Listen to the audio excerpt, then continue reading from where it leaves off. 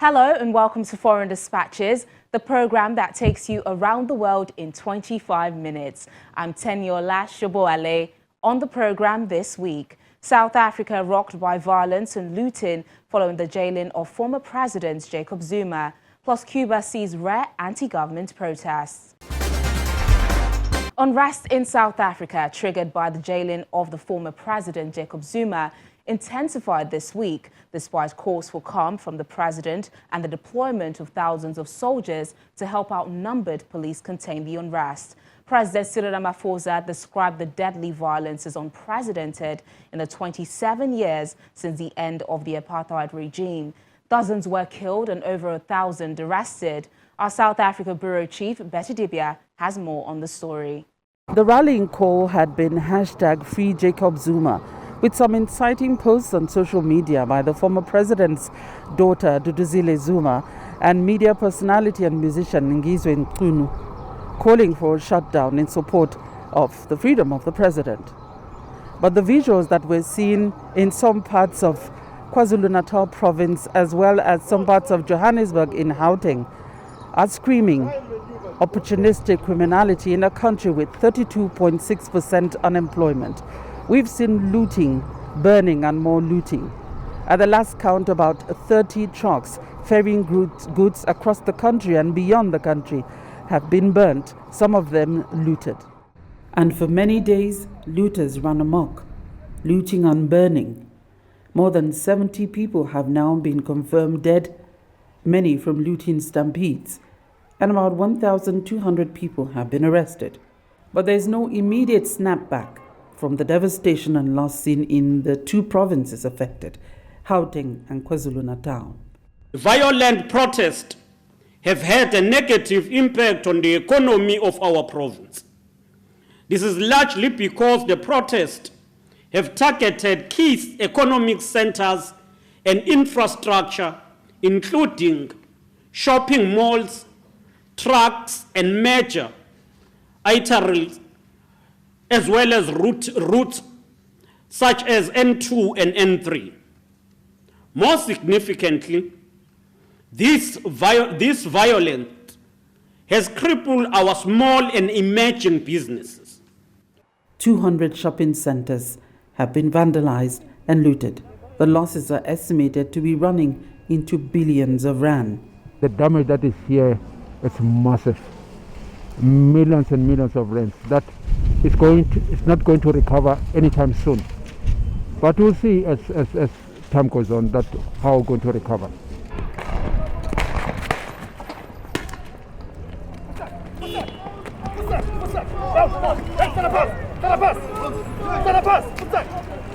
Interestingly, the violence and looting have affected a few areas in both provinces, mainly Johannesburg in Gauteng province and Durban and Pietermaritzburg in KwaZulu-Natal.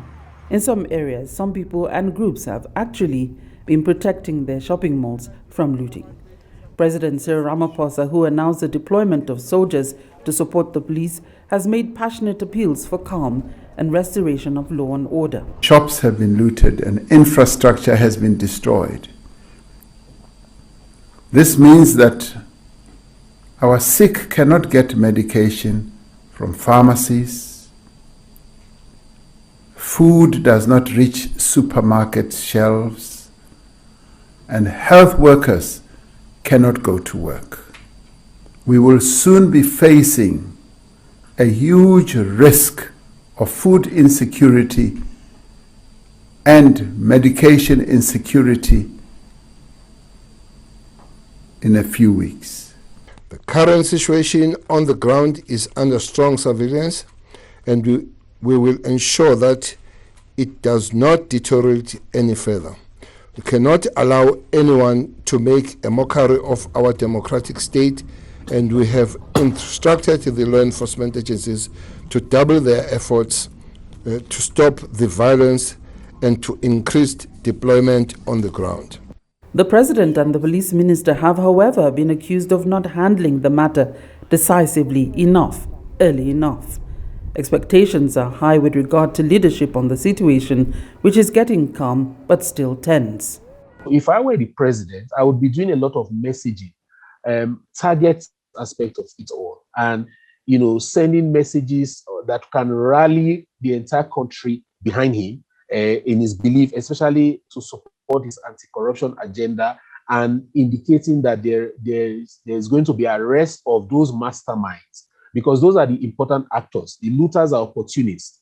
Okay, so the focus shouldn't be too much on them. Of course, we can deter them, but the real targets that I would be targeting as president, it's not just it's the masterminds, not just to arrest them, but to delegitimize them by making them look as enemies of the state, so that people can rally around the messaging of the president. But I was also saying that the president is not a very charming person.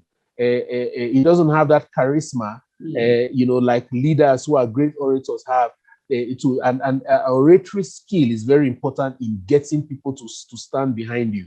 But I think that if the president is direct, if he's sober and honest in his communication and his outlook in terms of how he has handled the coronavirus communication, for example, he would be able to do this if he does it consistently, maybe even 2-3 times every day for the next 3 days, just getting people to understand that there is a president in charge. The president understands it. The president knows what is happening, for the people to rally behind him. That's what matters.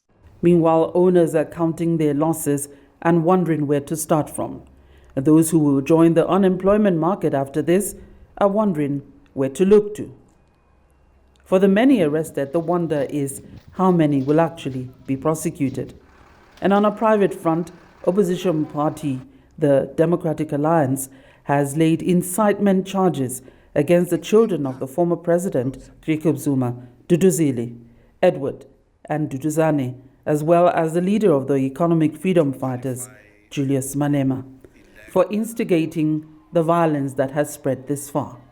The unrest, the worst in South Africa for years, wrecked hundreds of businesses and disrupted hospitals struggling to cope with a third wave of the COVID-19 pandemic. Authorities warned that as medics battle the country's worst infection wave yet, the recent unrest could worsen the situation, leading to shortage of medicine and food. At an emergency COVID-19 ward run by charity Gift of the Givers in southern Johannesburg, medics wheel patients to their beds, rush from room to room with oxygen cylinders, and pat the back of someone in grip of a coughing fit. The scenes in the converted community hall are a reminder of how badly South Africa has been hit by its third and most debilitating COVID-19 wave yet, as infectious Delta variant surges through a mostly unvaccinated population. The Delta variant has caused enormous strain on the resources in not only private but also public facilities. So every hospital is getting strained, every healthcare worker is getting strained, and that is why this disaster management facility has to come up, and I hope it comes up in many places. Fatima Lamba, the doctor in charge of the ward, says the Delta variant has put an enormous strain on all resources, including healthcare workers. With South Africa recording an average of about 20,000 cases a day, the nursing active cases cumulatively of more than 10 times that, Africa's most economically advanced nation has also been worse hit by the virus with 64,000 deaths.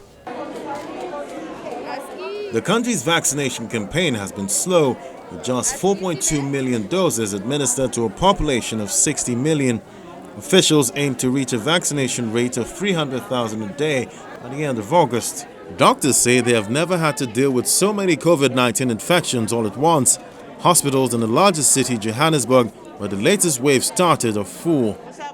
For 79-year-old Catherine Naidoo, the most terrifying thing about falling gravely ill was knowing that so many had died. It was one experience because you don't know what laid ahead. If you look at the news and see how people are going on, passing away and things, it was the most frightening experience. There are also fears the recent unrest seen in the country over the jailing of the former South African President Jacob Zuma could worsen the COVID-19 situation in the country. President Cyril Ramaphosa extended COVID-19 restrictions on Sunday, July 11th, for another 14 days, including a ban on gatherings, a curfew from 9 a.m. to 4 a.m., and a nationwide ban on the sale of alcohol. Away from South Africa, this week, Cuban citizens took to the streets across the country for the first time in more than 6 decades to protest against worsening living conditions and the lack of basic goods and services, including medical attention, amid a surge of coronavirus cases. The government responded by blaming the demonstrations on U.S. interference.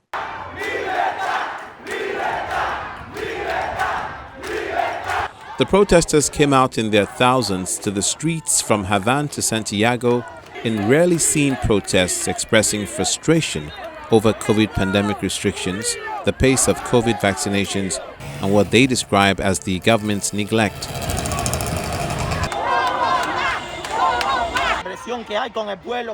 We are here because of the repression against the people. They are starving us to death.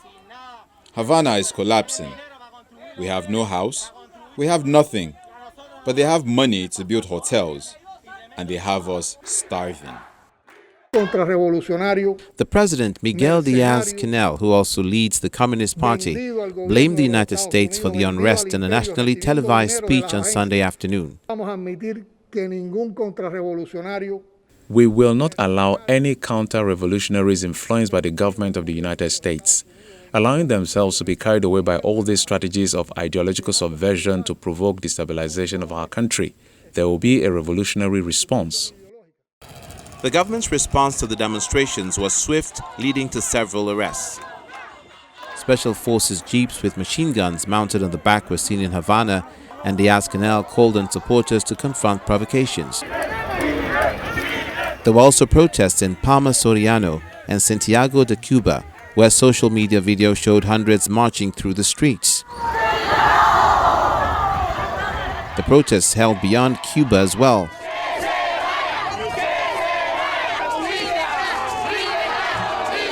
Throughout parts of Florida and the United States, people rallied on Sunday in support of the demonstrations. In Tampa and in Orlando, protesters waved flags and signs calling for help for Cuba.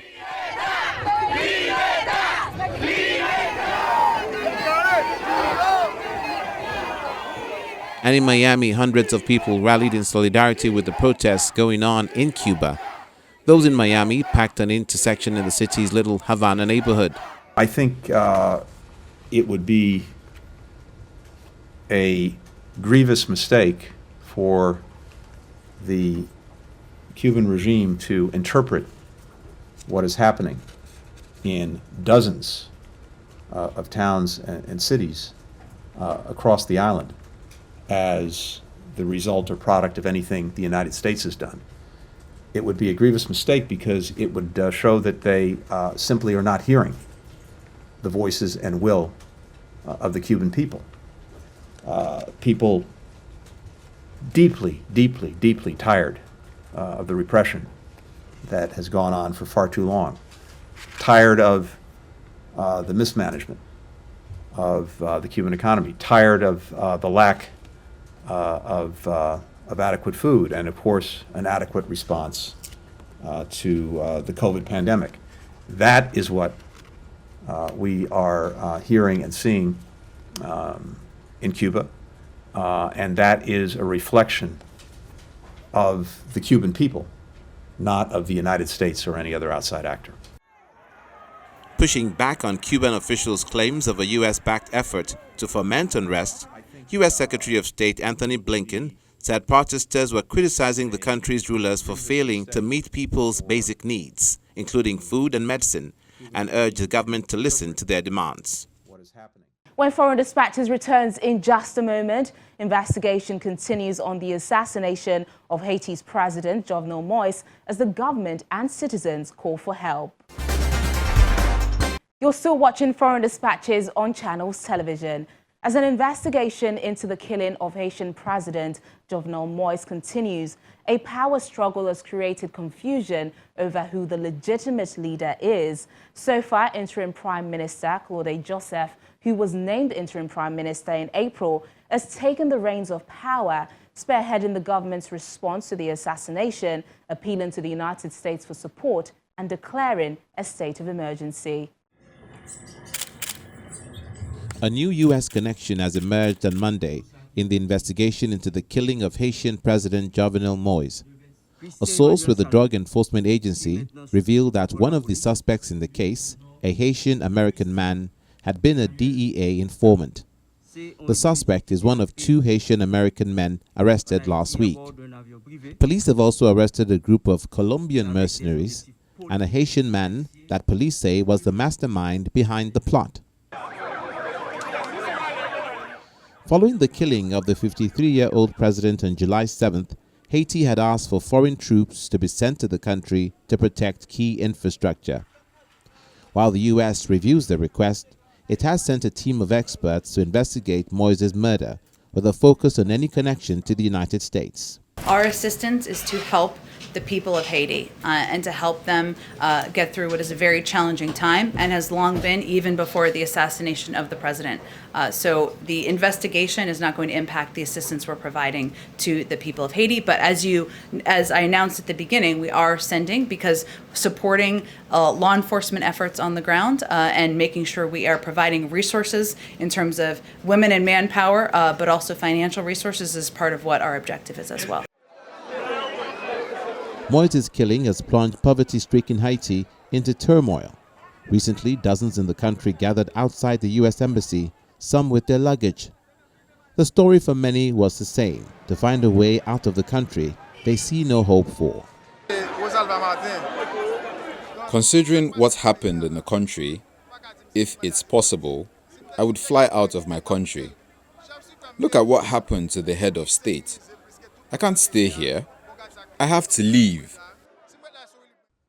U.S. Secretary of State Anthony Blinken on Monday expressed concern for the situation on the ground. The United States is in close consultations with our Haitian and international partners to support the Haitian people in the aftermath of the assassination of President Moïse.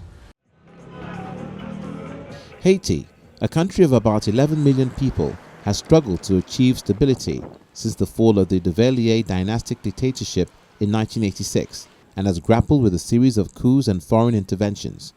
The assassination of the president has deepened divisions, and many in the country want a local solution to domestic products, expressing concern of international interference. A power struggle is also brewing.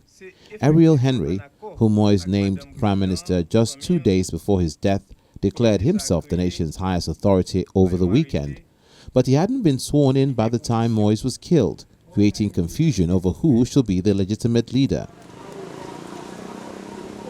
And on Monday, public anger erupted outside a courthouse in Port-au-Prince. 2 former lawmakers who'd been critical of the president were brought in for questioning. The lawyer for one said the senators were anxious to cooperate. The prosecutor wants to hear us. The most important thing for them is justice for Jovenel Moïse, because they want to know where this crime originated from. It's unacceptable that the president is assassinated in their residence, regardless of whether their mandate has finished or not. As Haitians, we will never accept it. The assassination needs to be investigated. Neither of the senators have been charged while the investigations continue. Over in Iraq, residents of Nasiriyah were left devastated after a deadly fire spread through a coronavirus hospital, killing over 90 people.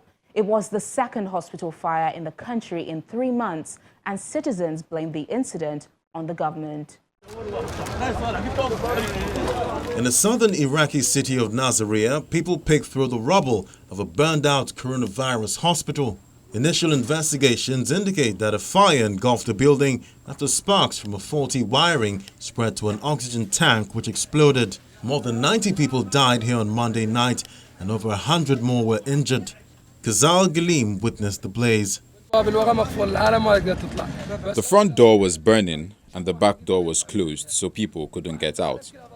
But before the fire broke out, some of them managed to get out, and afterwards people were stuck inside and the ceiling fell on them. We managed to take out some people, but they were suffering and the rest of them burnt and died. There are families who are still searching for their relatives.